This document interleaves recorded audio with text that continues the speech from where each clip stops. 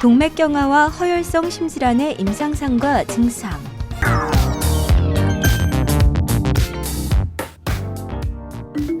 죽상 동맥경화는 혈관이 존재하는 모든 곳에서 발생할 수 있습니다. 따라서 여러 형태의 임상상으로 나타날 수 있습니다. 동맥경화로 생기는 대부분의 질병은 혈관의 협착으로 조직이 필요로 하는 산소와 영양분을 공급하지 못해서 발생하는 국소적 허혈에 의해 나타납니다. 이러한 협착이 나타나는 해부학적 부위에 따라 임상 양상이 다양하고 임상적 병명이 달라질 수 있습니다. 이번 시간에는 죽상 동맥경화의 결과로 발생할 수 있는 여러 가지 임상상에 대해서 살펴보고 그 중에서도 죽상 동맥경화가 심장에 나타나서 생기는 허혈성 심장질환에 대해 알아보도록 하겠습니다. 또 허혈성 심장질환의 분류와 이 중 안정된 증상을 호소하는 안정형 협심증과 불안정한 증상을 호소하는 급성 관동맥 증후군의 차이에 대해서 이해하고 이들이 왜 다른지에 대해 병태생리학적 관점에서 알아보도록 하겠습니다. 이번 시간에는 동맥경화의 진행으로 나타날 수 있는 임상적 질병은 무엇인지, 허혈성 심질환을 분류하고 이 중 안전형 협심증과 심근경색증의 근본적인 차이는 무엇인지, 그리고 협심증은 어떻게 진단하고 치료해야 하는지에 대해서 살펴보겠습니다. 죽상 동맥경화의 임상적 발현. 동맥경화로 인해 생기는 대부분의 질병은 혈관에 죽상경화 물질이 쌓이면서 죽상동맥 경화반을 형성하여 혈관의 협착이 나타나서 조직이 필요로 하는 산소와 영양분을 공급하지 못하여 발생하는 국소적 허혈에 의해 나타날 수도 있습니다. 이러한 협착이 나타나는 해부학적 부위에 따라 임상 양상도 매우 다양하고 임상적 병명이 달라질 수 있습니다. 목과 뇌로 가는 혈류가 통과하는 경동맥에 협착이 발생하면 경동맥 질환, 뇌혈관에 협착이 있을 경우 가벼운 중풍 증상을 일시적으로 느꼈다가 풀리는 일과성 뇌혈혈을 비롯하여 뇌졸중과 같은 증상이 나타날 수도 있습니다. 위장관계에 혈류를 공급하는 혈관에 동맥경화가 생기면 식후에 복통이 나타날 수 있고 다리 쪽의 혈관에 협착이 있을 경우 하지로 가는 혈류의 감소로 파행, 말초 혈관 질환 등이 생길 수 있습니다. 그 외에도 신장동맥과 같이 신장으로 혈류를 공급하는 혈관에 죽상경화에 의한 협착이 생길 경우 신기능의 감소, 고혈압의 악화 등이 나타날 수 있습니다. 이 중에서도 심장에 생길 수 있는 죽상경화의 임상상은 허혈성 심질환입니다.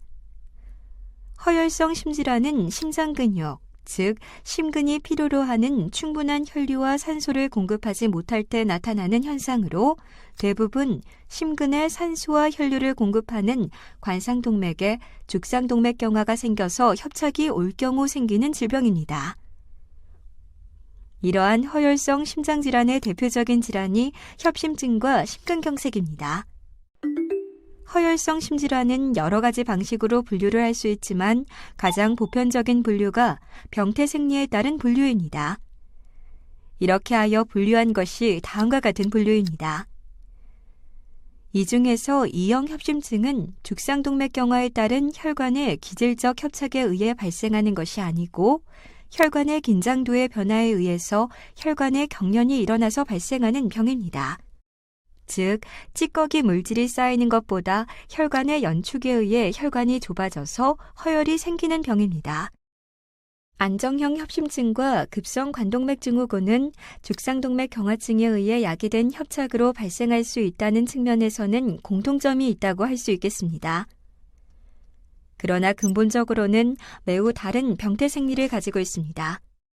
안정형 협심증은 죽상동맥 경화증이 섬유화된 단단한 뚜껑에 의해 덮여 있고 오로지 서서히 진행되는 협착의 정도에 따라 산소 요구량이 증가될 때에 한해서 심근허혈이 발생하는 안정된 병태생리를 가진 반면 급성 관동맥 증후군은 죽상동맥 경화반이 염증 반응이나 내부 괴사된 중심부가 커짐에 따라 뚜껑의 두께가 얇아지고 일부분에 금이 가거나 파열이 생기거나 죽상동맥 경화반 내부로 출혈이 동반되어 내부의 혈전성 물질이 혈류에 노출이 되고 혈전의 형성이 동반되어 혈류의 장애가 생겼다 없어졌다 하는 매우 불안정한 상황이거나 아예 혈전으로 혈류가 차단되어 심근의 괴사를 동반할 수 있는 질병입니다.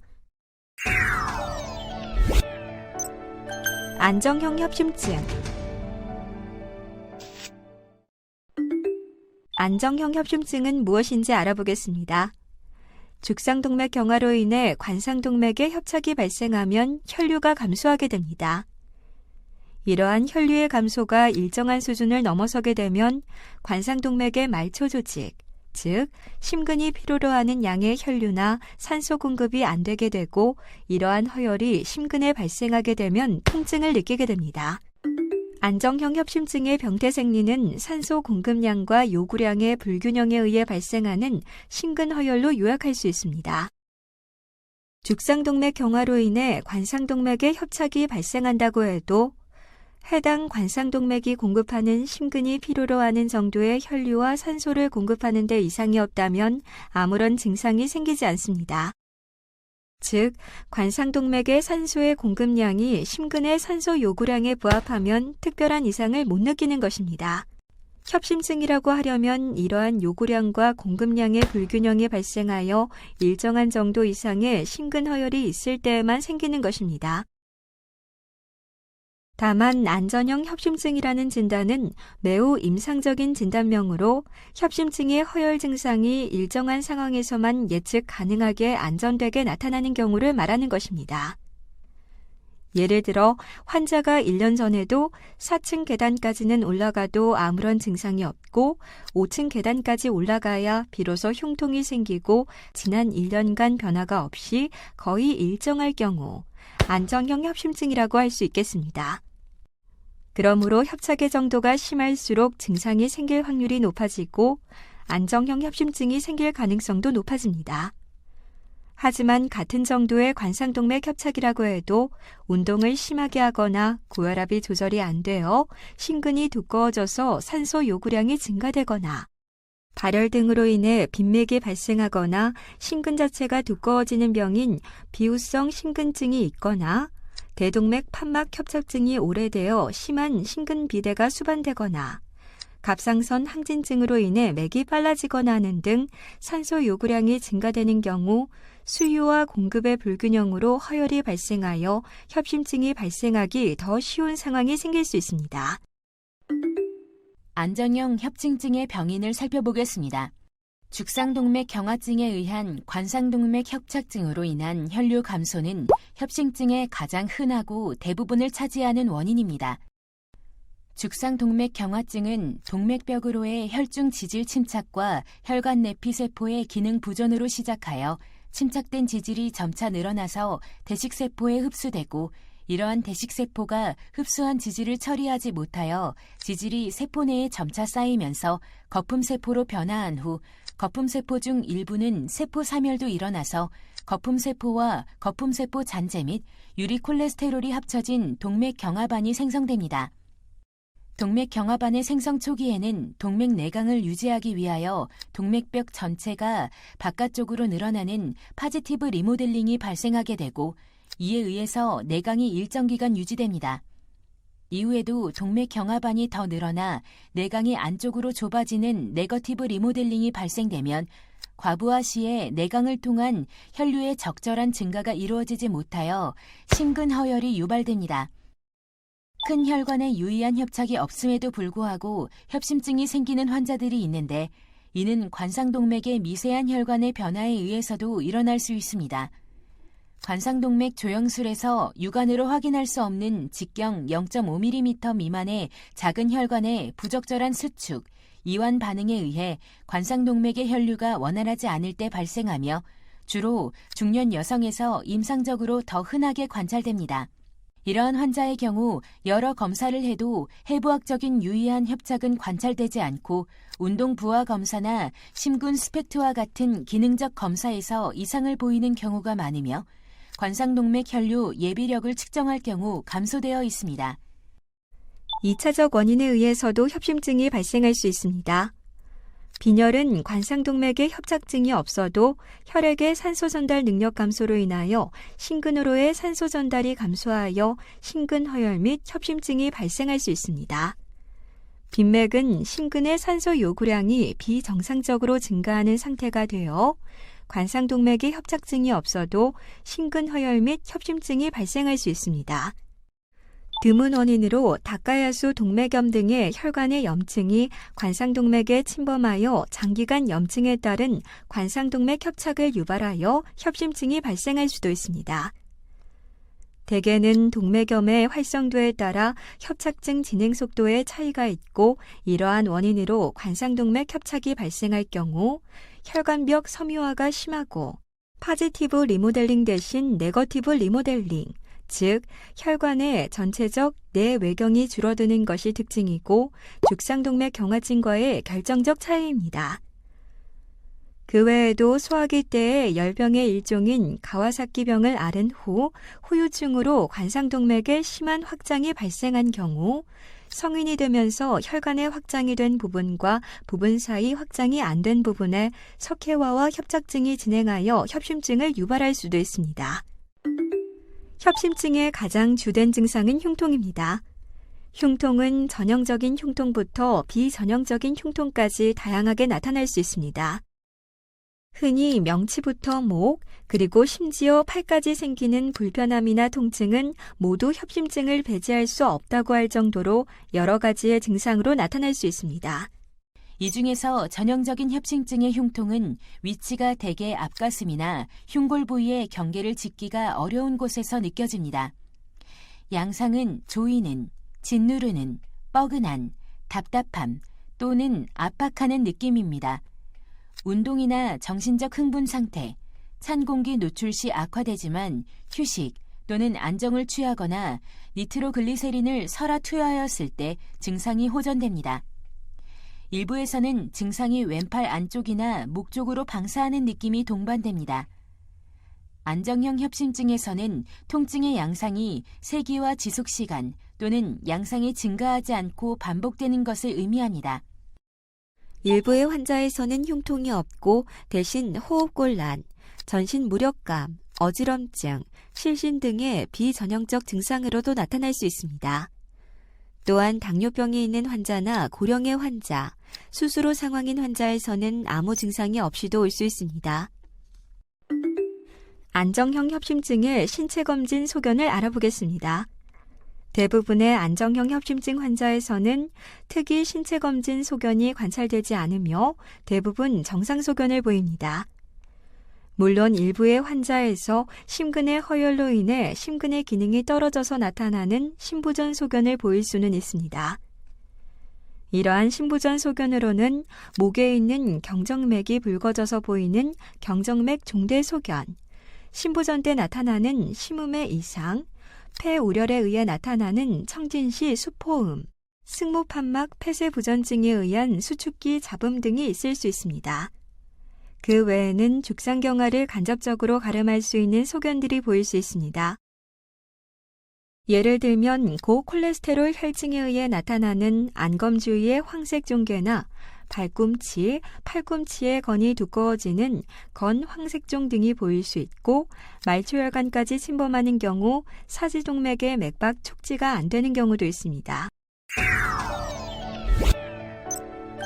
안정형 협심증의 진단과 치료. 안정형 협심증의 진단에는 병력이 가장 중요하고 검사들은 협착이 존재하는지를 영상검사로 확인하거나 기능적 검사를 통해 심근허혈이 존재하는지에 초점이 맞춰져 있습니다. 협심증 치료의 기본 원칙은 증상을 완화하는 데 있고 죽상동맥 경화에 의한 협착이 더 진행하지 않고 죽상동맥 경화반이 불안정해지지 않도록 하는 데 있습니다. 안정형 협심증의 진단을 위해서는 크게 3가지 검사가 중요하다고 할 수 있겠습니다. 첫 번째는 여러 위험인자의 존재 여부와 심근경색이 아님을 확인하기 위해 하는 기본적인 심전도와 피검사. 두 번째는 협착 여부를 확인하기 위한 해부학적인 검사. 세 번째는 기능적으로 심근허혈이 존재하는지 확인하는 기능적 검사로 나눌 수 있겠습니다. 일반적으로 시행하는 심전도는 초응급 조치가 필요한 ST 분절 상승 심근경색을 배제하기 위해 검사를 하게 됩니다. 그 외에도 ST 분절 하강이나 T파 여기와 같은 심근허혈 소견 여부, Q파와 같은 과거 심근경색의 소견 등이 발견될 수 있으나 대부분의 경우 정상 소견입니다. 피검사는 고콜레스테롤 혈증, 당뇨, 심부전 등의 위험인자가 있는지 여부를 보기 위해 또 있다면 그들의 적절한 치료 여부를 보기 위해 시행되고 일부 2차성 원인이 있는지를 보기 위한 검사들이 시행될 수 있습니다. 그 외 중등도의 평가나 심근경색 여부를 확인하기 위해 트로포닌 1이나 CK-MB 등 심근효소치를 검사할 수 있습니다. 해부학적 협착의 정도를 확인하기 위한 검사는 관상동맥 CT 검사와 혈관을 통해 직접 관을 넣어서 관상동맥을 조영하는 관상동맥 조영술이 있습니다. 관상동맥 조영술은 약물 치료를 해도 증상의 개선이 없거나 허혈이 확인되어 중재 시술을 할 생각을 가지고 있을 때 대부분 시행하게 되고 일부에서는 진단이 매우 애매할 경우 시행해 볼 수 있습니다.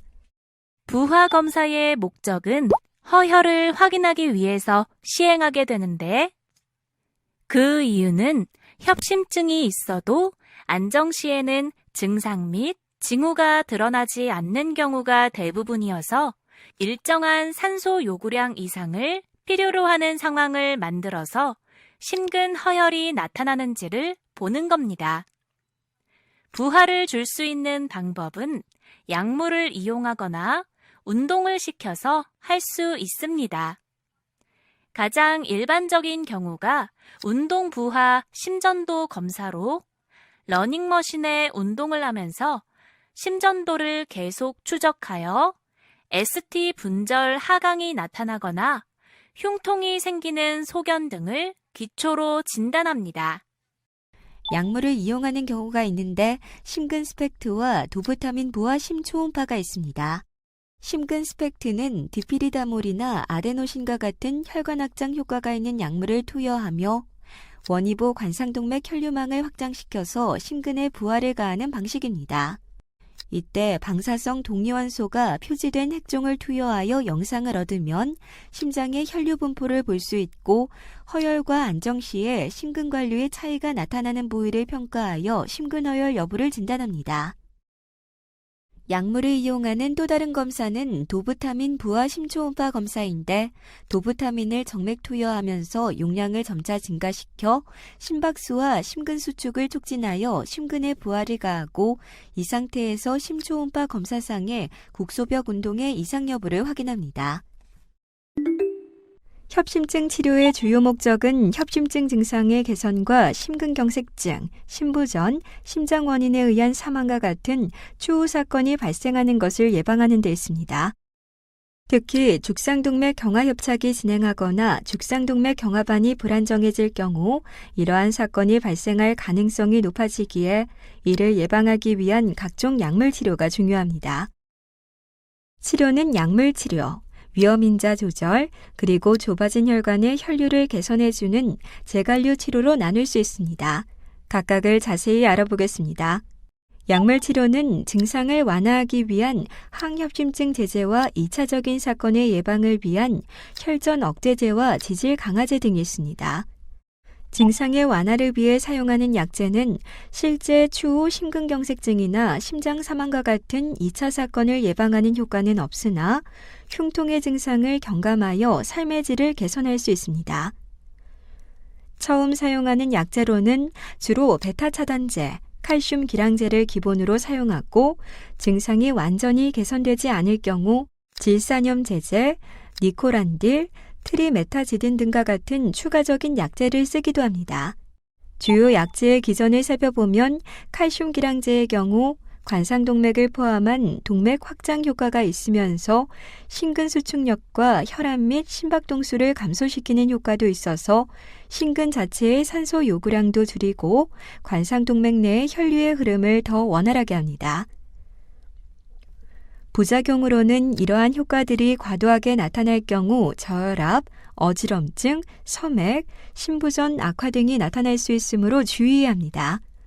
또 다른 조효약제인 베타차단제의 경우 심근의 수축력과 혈압 및 심박동수를 감소시켜서 주로 심근의 산소 요구량을 감소시키게 됩니다.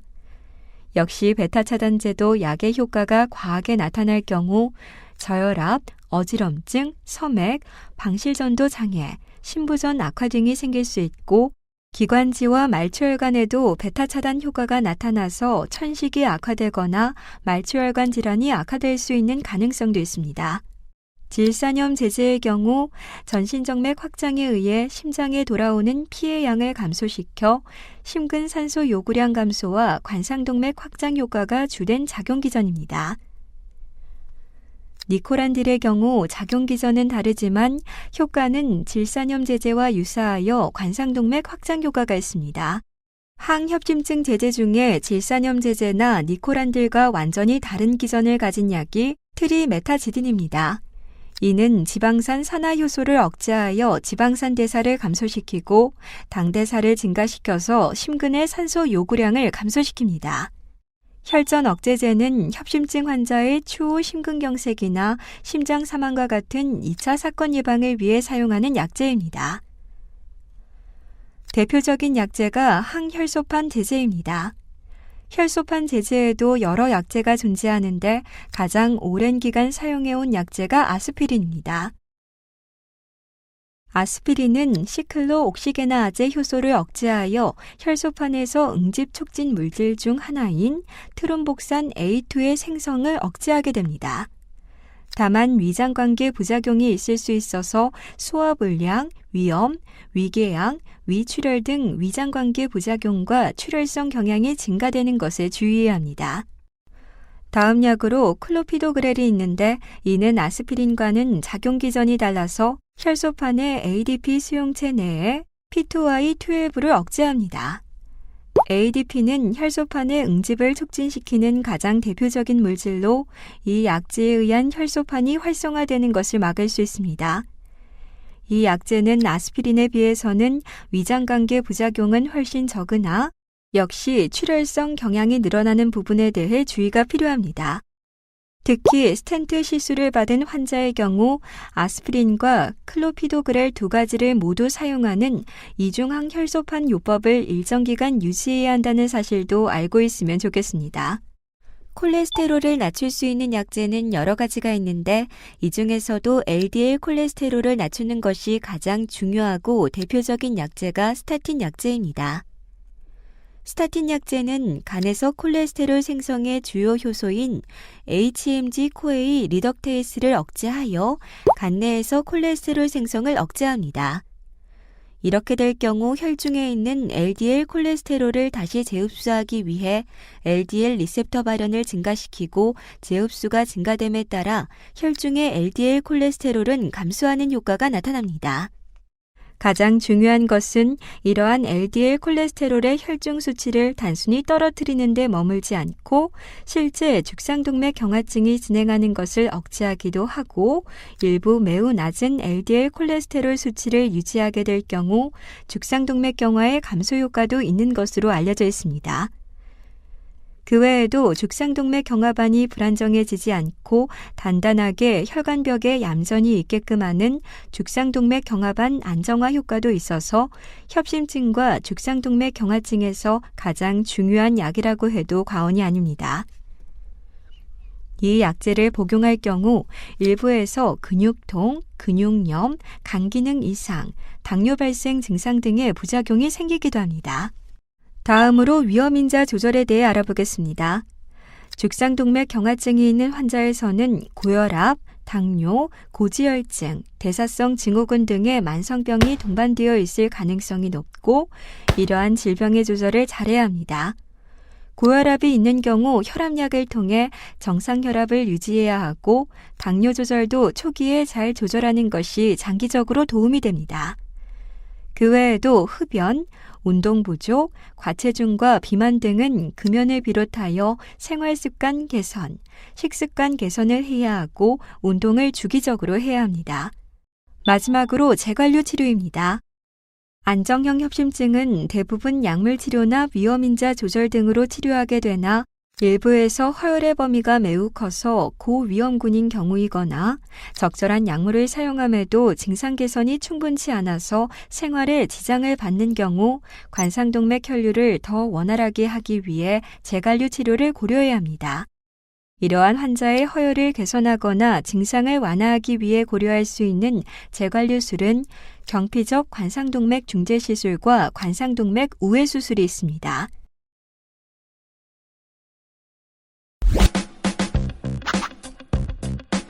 오늘 학습한 내용 중 경피적 관상동맥 중재 시술 및 관상동맥 우회 수술에 대해 더 깊이 알아봅시다.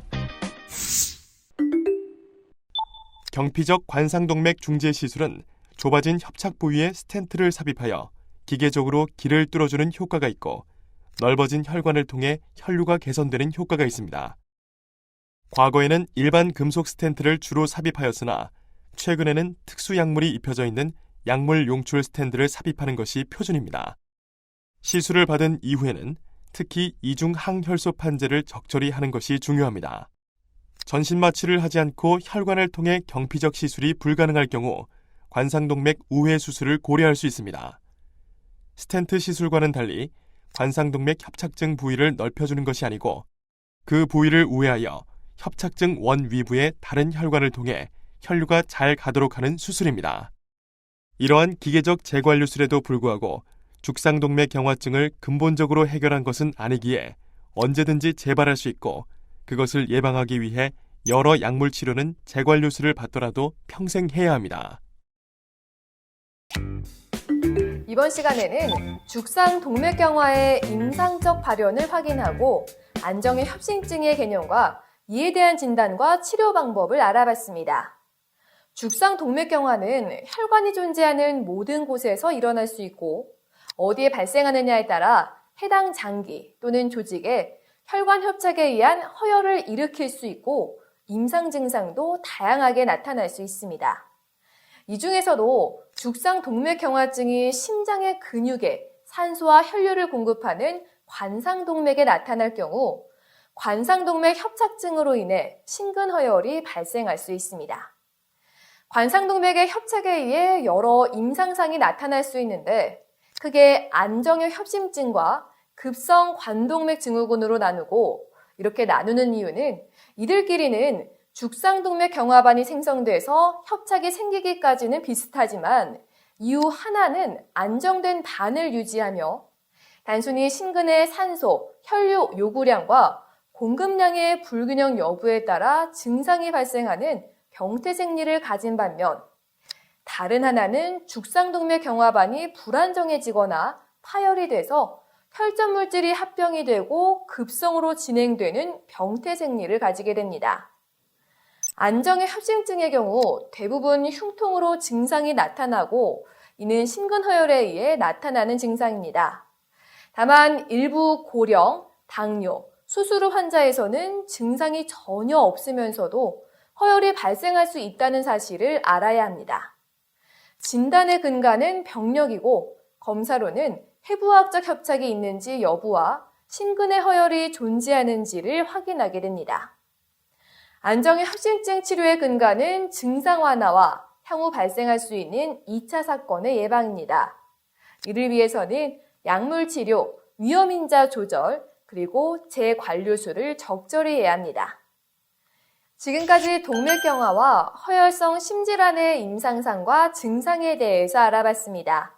학습 요약 버튼을 클릭하시면 이번 시간 학습한 내용의 핵심 정리 노트를 확인해 보실 수 있습니다. 감사합니다.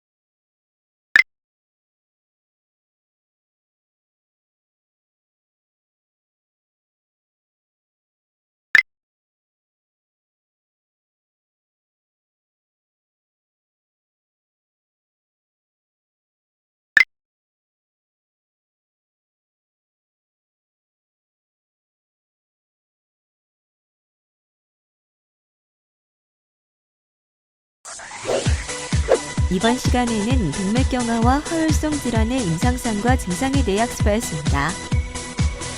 다음 시간에는 동맥경화와 심근허혈의 진단 1에 대해 살펴보겠습니다. 수고하셨습니다.